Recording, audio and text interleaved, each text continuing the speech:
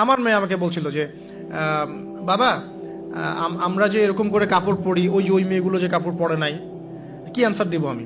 তো বললাম যে আম্মু আসলে তাদের তাদের বাবা মা মনে হয় তাদেরকে এভাবে শিখায় নাই। আমরা যেমন তোমাদেরকে শিখাইছি, তাদের বাবা মা শিখায় নাই।